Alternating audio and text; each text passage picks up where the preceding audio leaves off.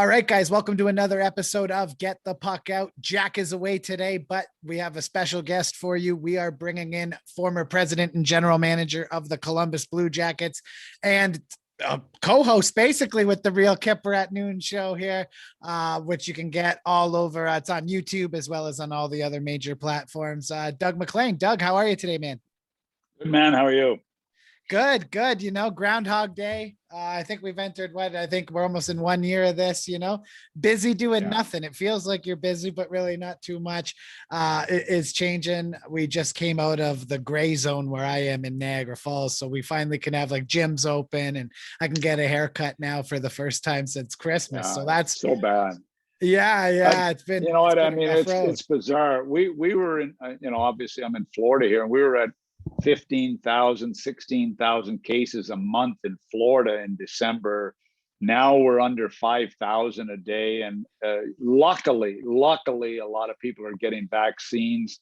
We got ours. Jill and I both got both our doses there a week or two ago. So it's a good feeling when you have that behind you. So let's hope that Canada can get that going in the near future. Yeah, I mean, it's crazy. We're sitting pretty far behind the pack here, but at least you made it down to the States and we're able to grab yours. But, it's been a pretty wild season so far in the NHL. What are we, just over a third of the way through the season? And there's a lot of chatter going on right now in Buffalo. I'm right across the pond. I want to bring it up to you. The Jack Eichel situation. It's sounding like things are percolating within the front office in Buffalo, maybe the ownership. Do you know what's going on there? Give us any insight on what's going on with Eichel? Because it sounds like people in Buffalo have kind of had it. Well, look, last summer, Nick Kypreos mentioned on the Real Kipper at Noon show during the playoffs that he continually hears chatter about Eichel. And then, obviously a lot of it is New York Ranger related, but recently, Nick mentioned to me LA, that Byfield Eichel combination, it might be in the works. Now, what caught me off guard is Eichel goes up for warm-up, doesn't play. Kruger says he got hurt in warm-up. Eichel says, I didn't get hurt in warm-up. I got hurt 4 days ago against New Jersey. That's your franchise player. Yeah. That doesn't happen. Here's what happens when you have an injury.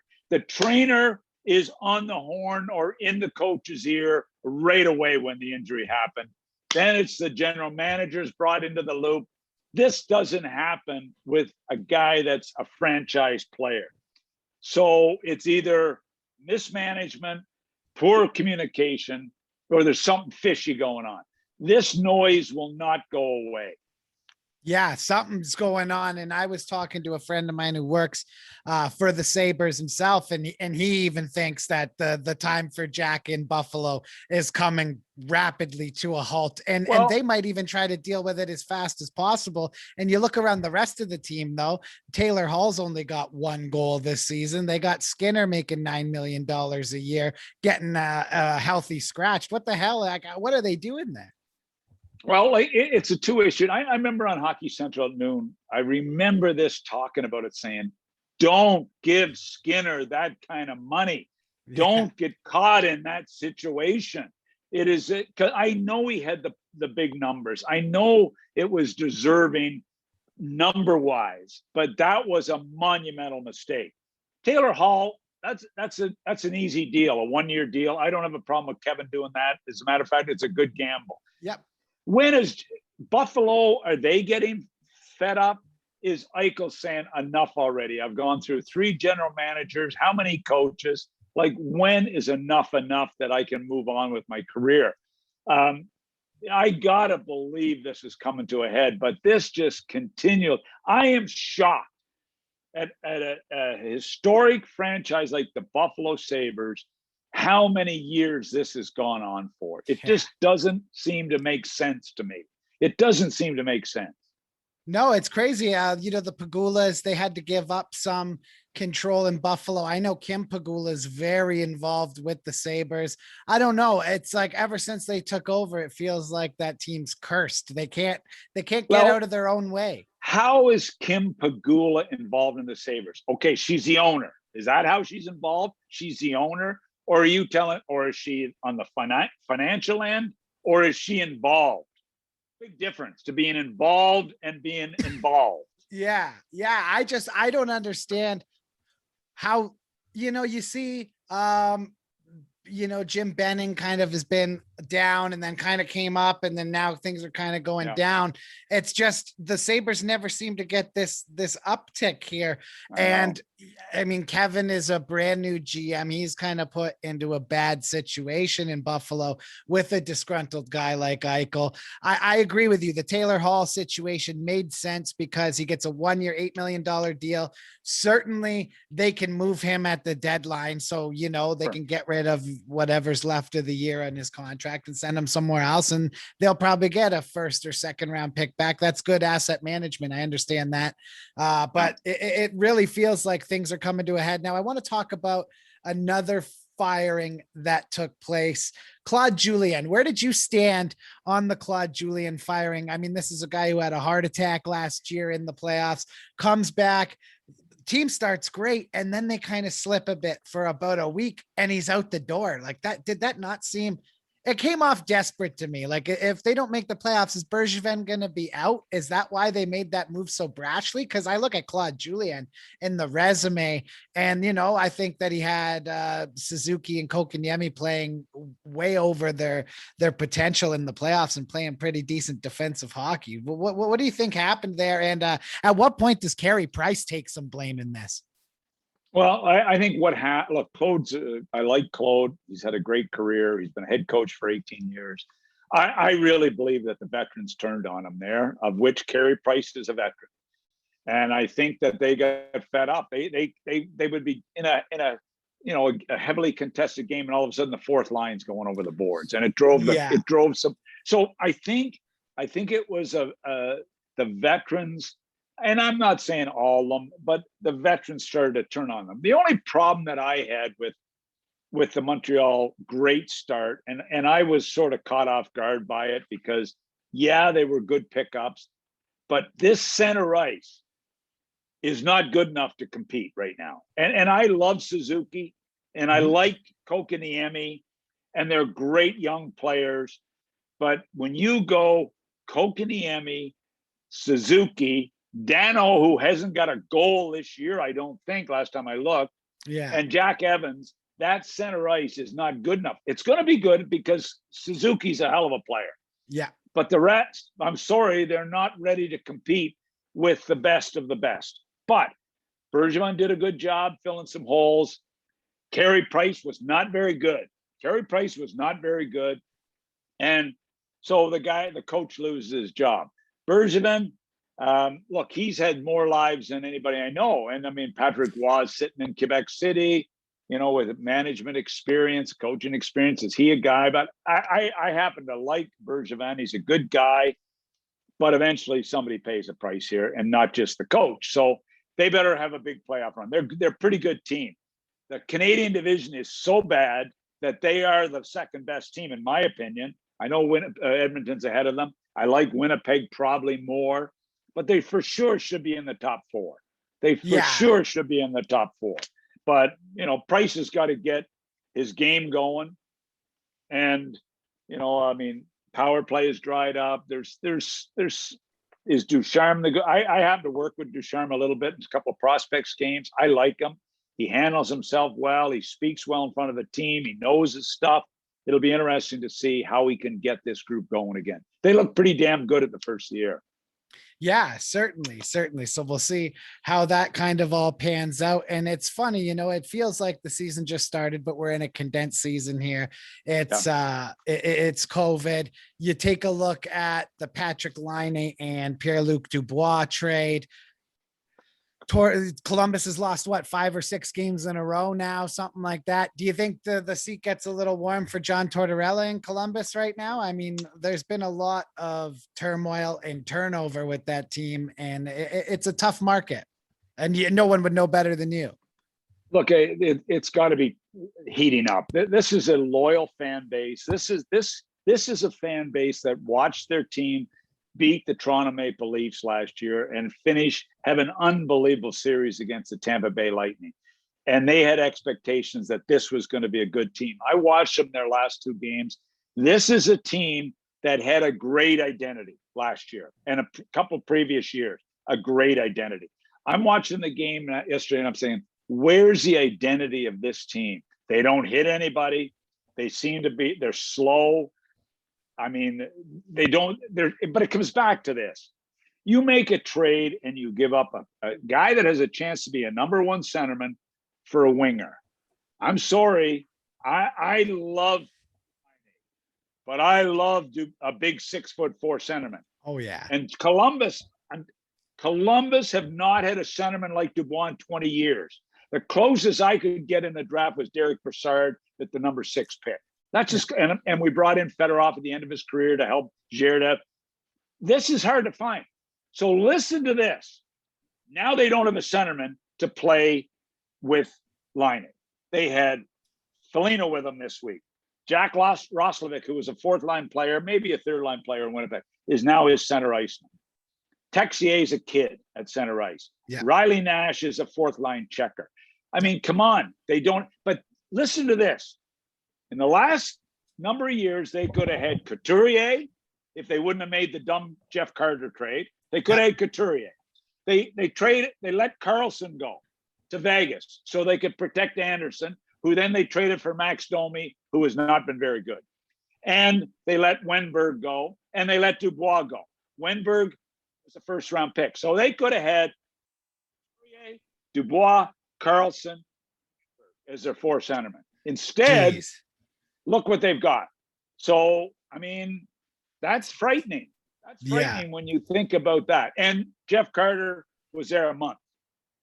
I know. That was such a brutal trade when you look back at it. And that was a brutal trade. Oh yeah. Look, I hate to be, I told you so. I've gotten ripped. I mean, they're still blaming me in Columbus. How they're going to blame me for this, I don't know, but they'll try.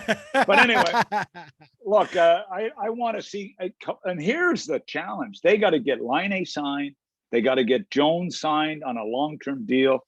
They got to get Werenski signed. They got to get the Korpisalo signed. This is for your Kekalainen, this is a really tough situation. They got to get these guys signed because this is a loyal fan base. And this is a great city with good ownership. So I hope they can pull it off.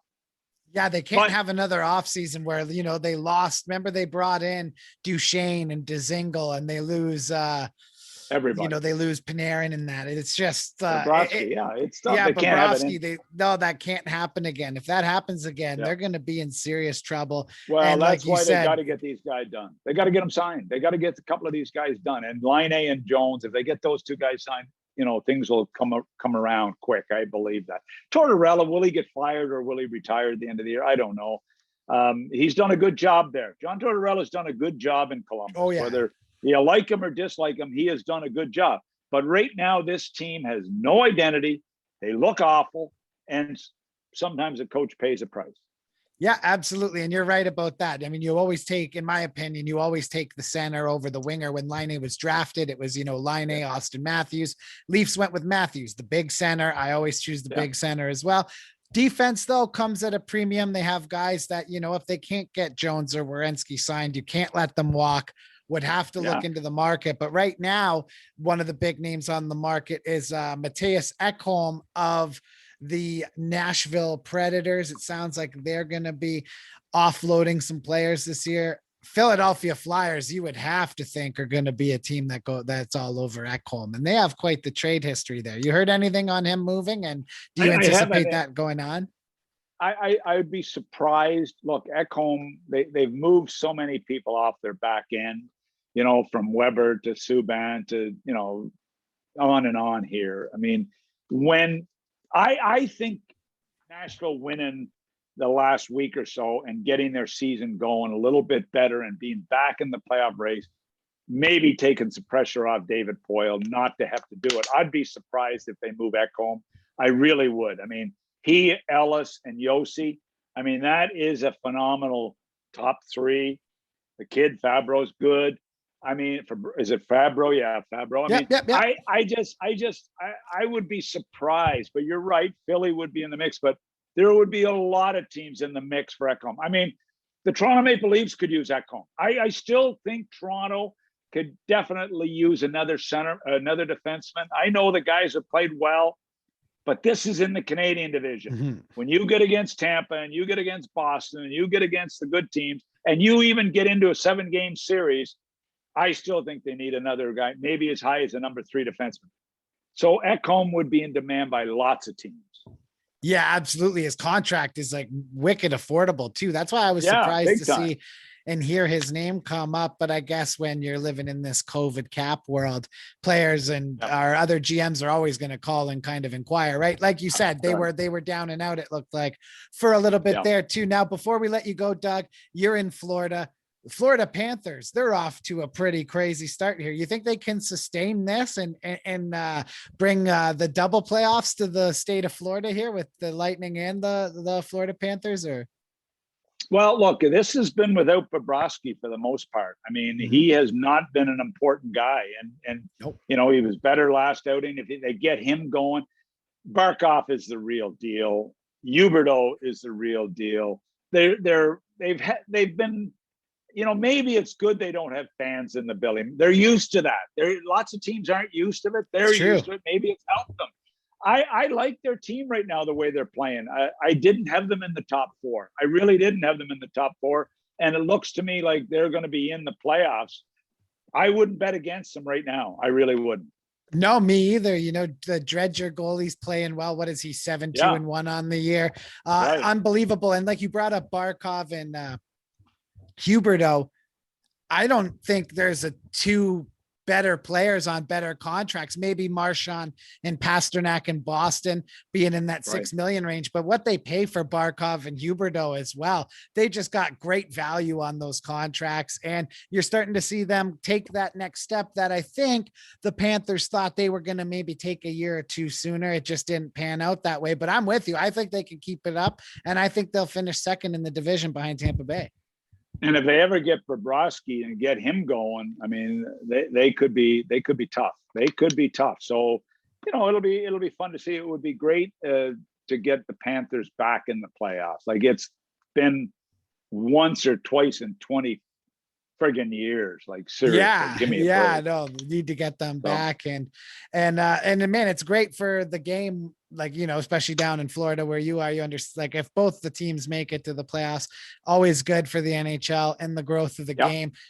Before we go, last thing I want to bring up, you got Connor McDavid right now. He's ripping the league apart. And you got Auston Matthews, who seems to score in just about every game. If you had to put the 2 head to head for the Hart Trophy this year, who's your leading horse? Probably Kane in Chicago. Oh, you're going Patrick Kane off the board. Okay. Well, I mean, come on. He's got his 11th goal last night. The guy has got 8 rookies on his team. Yeah, he doesn't have a Marner. He doesn't have a Marner or Draisaitl. No. He's carrying this team, and DeBrincat has been terrific with him as a combination. So McDavid, Matthews, Kane are the big 3. Who's the most valuable player to their team? It's got to be Patrick Kane. I mean, by the sound of it. Hey, it's tough to go against Matthews the way he's been. It's tough to go against McDavid. But Kane at 32 without Taves, I mean, with this team that nobody picked to be in the mix, he's got them going really well right now. He's got his 400th last night. I love the way that this guy at 32 is better than when he was 22. Yeah, he's like a fine wine, Patrick Kane. Like, the skill hasn't missed. He's still got the soft hands. He's still able to keep up with his feet. You're right, though. Matthews, 18 goals in 20 games. Yeah. Really impressive off the hop. And McDavid, you know, leading the pack with already, what has he got? 40 points in the first 23 games of the season. You can't go wrong with either of those guys. Like, Matthews has got the luxury of Marner. That's a huge plus. McDavid's got Ryan Nugent-Hopkins. He's got Draisaitl. I mean, there's some really good. Right? There's some really good complementary guys, but they are. Kane has legitimately not really anybody, and like you said, 8 rookies on that team. I mean, I know he's 6 points back or whatever of McDavid on the season, but that's impressive, man. They're all studs. I mean, to me, you're not going wrong with any of the three. But I mean, those are everybody will definitely go, the leaders. everybody will go ballistic because I brought up Kane, which is what I like to do. Get people to go ballistic, you know? Oh yeah. It's funny. They always have a little, when you bring up Patrick Kane, he's one of the most, what would you say, polarizing players maybe in the NHL. You're either going to get Well, people that no. love him or they're going to kind of pull back a Well, bit. well, a couple of years ago, I said, "Hey, how do you not have Marchand in the top 5 for the MVP?" And people went nuts. I thought I was going to have to turn off my Twitter. Like it was freaking crazy how much Oh they yeah. hated that guy. And now, oh no, Marchand's one of the best players in the game right now. No, exactly. Well, you spend a lot of time on TV in Toronto, and complimenting Brad Marchand in the city of Toronto is never, ever going to go over well. Guys, I want to let you know that you can find Doug Maclean on Twitter at Doug Maclean. You can find me on Twitter at cmancuso9797 and always at tarpsoftsports.com. Get the puck out. We'll be back next week. Doug, thank you so much for coming in and chatting some hockey with me. Always great to see you, buddy. Stay safe down there in Florida. Glad to hear you guys got the vaccine. Justin Trudeau, if you hear this, buddy, we'll take a couple here. Okay, Thanks, buddy. Chris, take care, man.